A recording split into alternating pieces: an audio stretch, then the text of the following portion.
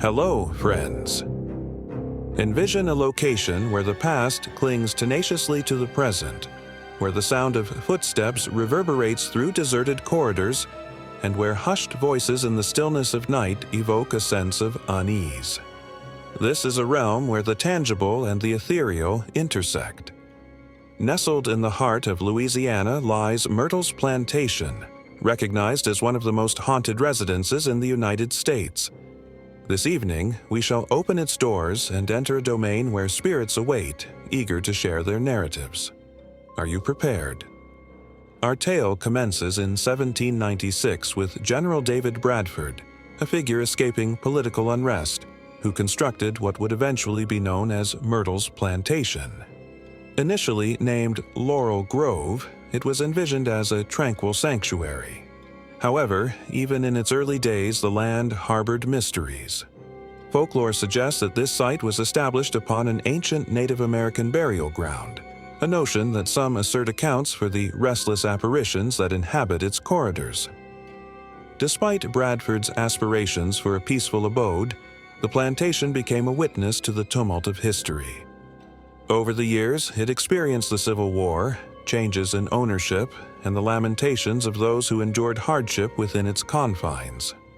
Residents of the plantation recounted unsettling events even in its formative years, sharing tales of footsteps resonating through the halls in the absence of any visible presence and shadows flitting across rooms during the quiet of night. Among the numerous apparitions said to inhabit Myrtles Plantation, none is as notorious as Chloe, a young enslaved woman whose sorrowful narrative continues to resonate. According to the tale, Chloe served as a housemaid and was caught eavesdropping on her master's discussions. As punishment, her ear was severed, and she was compelled to don a green turban to conceal her injury. In a quest for vengeance, she purportedly poisoned a birthday cake, intending merely to induce illness in the family. However, her actions inadvertently resulted in the deaths of the mistress and 2 children. Upon discovering her deed, the other enslaved individuals were overcome with fear and subsequently hanged her from a tree. Since that fateful day, her spirit is believed to roam the plantation, her green turban still discernible in the shadows. Local residents suggest that Chloe's presence is most palpable in the grand hallway, where visitors have reported sensing an invisible force observing them. Others assert that her ghost manifests in mirrors, leaving behind shadowy impressions that cannot be erased. Her soft yet haunting cries reverberate throughout the house, serving as a perpetual reminder of her anguish and unjust demise. Chloe is not the sole spirit lingering at Myrtles Plantation.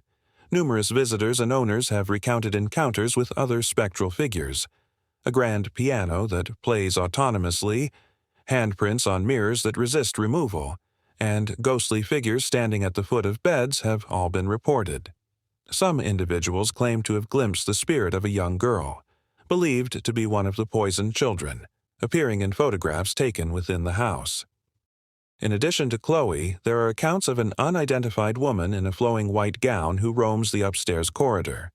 Some speculate that she is the spirit of Sarah Woodruff, one of the plantation's original residents, while others believe she is merely an entity left behind by the tragedies that have occurred there.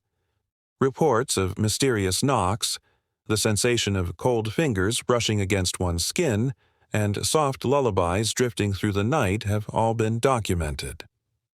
For decades, Myrtles Plantation has attracted paranormal investigators eager to explore its mysteries. Many have recorded inexplicable voices, while others have observed objects moving seemingly of their own accord. A notable photograph from the 1990s purportedly captures the figure of Chloe positioned between the pillars of the house. Visitors frequently report experiencing cold spots, sudden whispers, and the sensation of unseen hands brushing against them. Is this merely a case of suggestion, or is there a genuine haunting at Myrtles Plantation? Various teams of ghost hunters have spent countless nights within the estate, meticulously documenting their experiences. Some assert they have witnessed doors opening unaided, while others have obtained chilling EVP recordings featuring voices that call out the names of former inhabitants. Certain individuals refuse to enter specific rooms, claiming they are overwhelmed by an intense feeling of dread upon doing so. While many consider Myrtles Plantation to be one of the most haunted sites in America, skeptics present a counter-argument. Historians question the existence of Chloe, suggesting that historical records failed to substantiate her narrative, and that the tale of poisoning may be more folklore than reality. Regardless of the veracity of these spirits, the multitude of personal accounts and strange occurrences contribute to the plantation's enigmatic allure. Skeptics argue that the legends surrounding Myrtles have been amplified for the sake of tourism, enhancing the eerie reputation the estate has developed over the centuries. However, how can they account for the numerous reports from unrelated witnesses who have experienced similar paranormal events? The truth remains elusive. What is your perspective? Is Myrtles Plantation genuinely a portal to the spirit realm? Or is it merely a residence with a shadowy history and an overactive imagination? Perhaps the only way to ascertain the truth is to visit the site yourself.